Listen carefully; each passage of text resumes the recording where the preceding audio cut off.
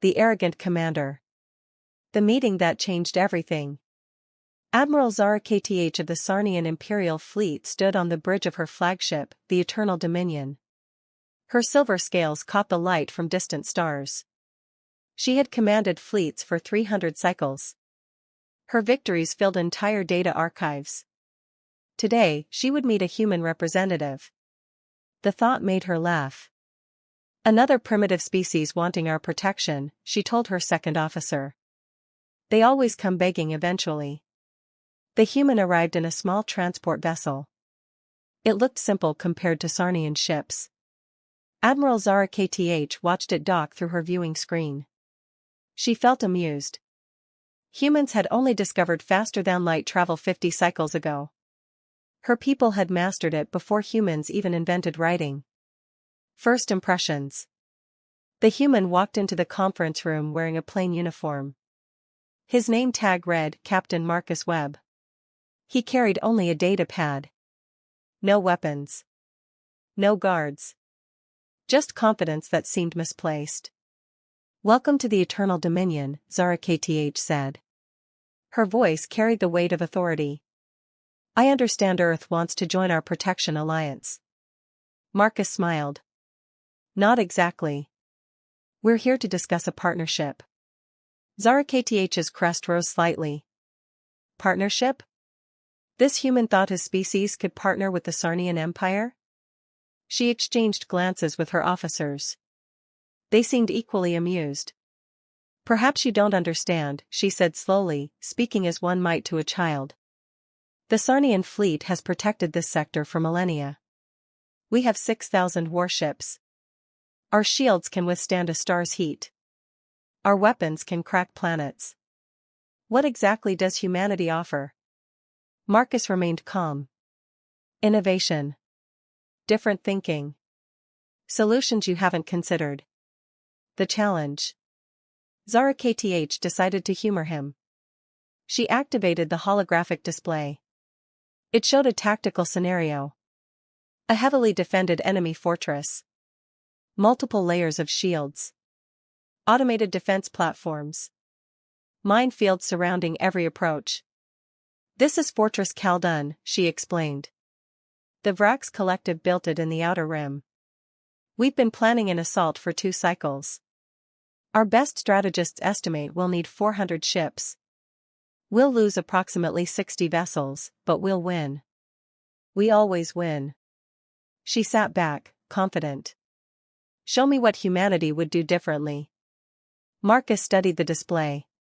He zoomed in on different sections. He checked energy readings. He examined the fortress structure. Zara Kth felt impatient. This was taking too long. Finally, Marcus spoke. "You're approaching this wrong." The room went silent. Zara Kth felt her crest flatten against her head. Wrong? Her strategies had conquered 17 star systems. Her tactics were taught at every military academy in the sector. "Explain," she said coldly. "The human solution." Marcus pointed to the fortress shields. "These shields are incredibly powerful. They can probably stop anything you throw at them. But they run on energy. Massive amounts of energy." "Obviously," Zara Kth said. "That's why we plan to overwhelm them with sustained bombardment." "That would work eventually," Marcus agreed. "But it's expensive. You'd lose ships. Good soldiers would die. There's a simpler way." He manipulated the display, showing energy flow patterns. "The fortress draws power from those 3 reactor stations. Each one is heavily shielded too. But look at this." He highlighted thin lines connecting the reactors to the fortress. "Power transmission cables," Marcus explained. "They're outside the shields because shields block energy transfer. If you cut these cables, the fortress goes dark in minutes." Zara Kth leaned forward. "Those cables are armored. They have automated repair systems. Defense turrets protect them." "True," Marcus said. "But they're designed to stop big ships with big weapons. What if you used something they wouldn't notice?" Something small. A different approach. Marcus expanded his idea. Send in maintenance drones. Make them look like the fortress's own repair units. Program them to cut the cables at the same moment. The fortress won't see it coming. When the shields drop, one precise strike finishes it. Total losses, maybe 3 drones. 0 ships. 0 soldiers. The room remained silent. Zara Kth felt something she hadn't experienced in decades. Doubt. She ran the simulation. The humans' plan worked. The fortress would fall in under an hour. No massive assault. No heroic sacrifices. Just clever thinking. This is unconventional, she said carefully. Her pride fought against admitting the human was right. Her tactical officer spoke up. Admiral, the plan has merit. It would save considerable resources. It's cowardly, Zara Kth snapped. Where's the honor in sneaking? Where's the glory? Marcus met her eyes. With respect, Admiral, dead soldiers don't care about glory. Their families just want them home. Seeds of understanding. Those words hit harder than Zara Kth expected. She thought about the 60 ships she would have lost. The thousands of crew members who would have died. The families who would have mourned. All for a victory she could achieve without losing anyone. Your tactics lack tradition, she said finally. The Sarnian way is direct confrontation. Overwhelming force. Decisive victory. And that's worked for you, Marcus acknowledged. But sometimes old methods aren't the best methods. Just the familiar ones. Zara Kth felt frustrated. This human was right, but accepting his advice meant admitting her approach was flawed. It meant questioning centuries of military doctrine. It meant accepting that a young species might understand warfare better than her ancient empire. I need time to consider this, she said stiffly. You're dismissed. Marcus stood to leave. At the doorway, he paused. Admiral, there's something you should know. We didn't come here hoping you'd protect us. We came offering to help you. Because we've learned that surviving isn't about being the strongest. It's about being the smartest. After he left, Zara Kth sat alone with the simulation. She ran it 17 times. Each time, the human's approach worked better than hers. Each time, she saved lives and resources. Each time, her pride hurt a little more. Her second officer approached carefully. Admiral? Your orders? Zara Kth stared at the holographic fortress. She thought about 300 cycles of military service.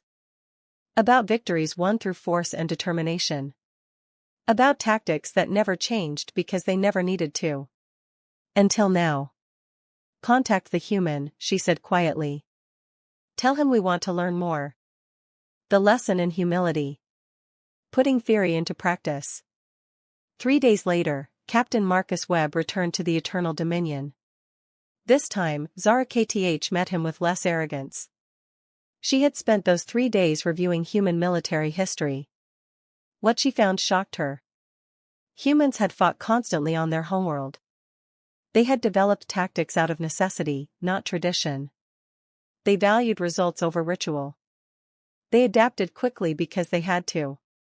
Species that couldn't adapt went extinct on Earth. I've been thinking about your approach, Zara Kth began. Show me more. Marcus seemed pleased but not surprised. He brought up another scenario. This is the Gamma trade route. Pirates attack merchant convoys here regularly. How would you handle it? Zara Kth didn't hesitate. Station warships along the route.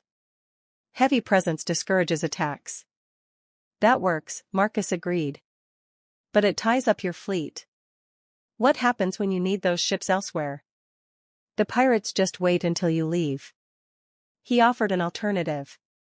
Instead of protecting ships, protect the route itself. Install monitoring stations. Use artificial intelligence to track ship movements. When pirates appear, automated defense platforms activate. Your ships stay free for other missions. The route stays safe permanently. Understanding the pattern. Zara KTH began seeing the pattern. Humans didn't think about warfare the way her people did. Sarnians valued strength and honor. They won through superior technology and overwhelming numbers. Their victories were glorious but expensive. Humans thought differently. They looked for weak points. They used misdirection. They built systems that solved problems permanently instead of repeatedly applying force.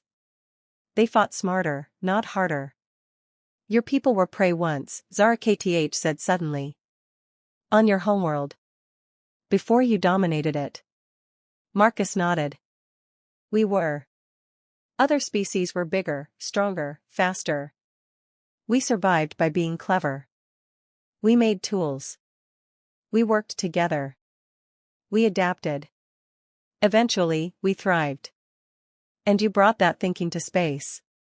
We brought it everywhere, Marcus corrected. It's how we think. Maybe it's why we advanced so quickly. We don't have centuries of tradition holding us back. We just focus on what works. The real test. Zara KTH made a decision that would have seemed impossible a week ago. I want you to train my officers. Teach them your methods. Show them how humans approach problems. The training session started immediately. Marcus worked with Zara KTH's tactical team. He presented scenarios. He let them develop solutions using traditional Sarnian methods. Then he showed human alternatives. Every single time, the human approach saved resources. It reduced casualties.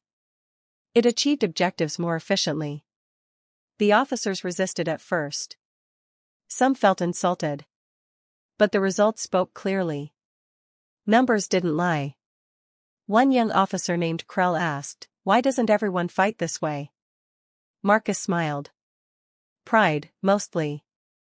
Established powers think their old methods work fine. They've always won, so why change? But good enough isn't the same as best possible. Facing the Vrax. The real test came sooner than expected. The Vrax Collective launched attacks on 3 Sarnian colonies simultaneously. Zara KTH's fleet couldn't defend all 3 locations. Traditional tactics meant choosing which colonies to abandon. What do humans do when facing impossible choices? Zara KTH asked Marcus. We change the rules, he replied. You can't defend 3 places with 1 fleet. So don't try. Instead, make the Vrax think you're defending all 3 while actually defending none. He explained his plan. Use holographic projectors to create fake fleets at each colony. Make them look real enough to fool Vrax scanners temporarily. Meanwhile, the real fleet positions itself to attack Vrax supply lines. Without supplies, the Vrax forces can't sustain their assault. They have to retreat. You're suggesting we abandon our colonies? An officer protested. I'm suggesting you protect them by making the enemy unable to attack, Marcus corrected. Which approach saves more lives? Victory through innovation. Zara KTH approved the plan. It worked perfectly. The Vrax committed their forces to attacking fake fleets while Sarnian ships destroyed their supply convoys. Within 2 days, the Vrax retreated. Not one colony fell. Not one Sarnian soldier died defending them. The victory felt different from previous ones. There was no glorious battle. No heroic last stands. Just efficient planning and smart execution. Yet Zara KTH felt more satisfied than after any traditional victory. Her people were safe. Her fleet remained intact. The enemy was defeated. I was wrong about humans, she told Marcus privately. I thought calling you outdated was accurate. I believed youth meant weakness. Instead, your fresh perspective is your greatest strength. Marcus accepted this gracefully. Every species has advantages. Sarnians have stability, resources, and experience. Humans have adaptability and innovation. Together, we're stronger than either alone. Building something new. The partnership between Earth and the Sarnian Empire officially formed that week. Other species noticed. Some were skeptical. Others were interested. Within a cycle, 12 more civilizations requested human tactical consultants. Zara Kth became an advocate for new thinking. She reformed Sarnian military training. Traditional tactics remained part of the curriculum, but so did human innovation principles. Officers learned to question assumptions, to seek efficient solutions, to value lives over glory. She and Marcus became close friends despite their differences. Or perhaps because of them. He taught her that being powerful wasn't the same as being effective. She taught him that tradition could coexist with innovation. The legacy. 5 cycles later, Zara Kth addressed the Sarnian Military Council. We've won more battles in the past 5 cycles than in the previous 50. We've lost fewer ships and soldiers. Our enemies respect us more because we're unpredictable. All because we learned to think differently. She paused, letting that sink in. I once mocked a human for calling our fleet outdated. I was the outdated one. I clung to old methods because they were familiar, not because they were best. That human taught me the greatest lesson of my career: wisdom isn't about knowing everything. It's about knowing when you need to learn something new. The Council approved full integration of human tactical innovations into Sarnian military doctrine. They also voted to establish a joint research academy on neutral ground where all allied species could share knowledge freely. Full circle. Marcus visited Zara Kth one final time before returning to Earth permanently. They stood on the observation deck, watching stars drift past. I'm proud of what we built, Marcus said. This alliance will change the sector. It already has, Zara Kth replied. And it started because I learned humility from a species I thought primitive. You were right that first day. You didn't need our protection. We needed your perspective. Marcus laughed. Maybe we needed each other. Zara Kth considered that. Her pride had nearly cost her everything. She had dismissed humans as irrelevant newcomers. Instead, they became the catalyst for the greatest military reformation in Sarnian history. All because one human had the courage to challenge her assumptions, and she eventually had the wisdom to listen. Thank you, she said simply. For being patient with my arrogance. For showing me better ways. For treating me as a student instead of an enemy when I rejected your ideas. That's what friends do, Marcus replied. They help each other grow. As his transport departed, Zara Kth felt content. She had learned the hardest lesson any powerful being could learn: admitting you were wrong. And in that admission, she had found something more valuable than any victory. She had found wisdom. The human had called her fleet outdated. She had learned why too late to save her pride, but just in time to save everything else that mattered.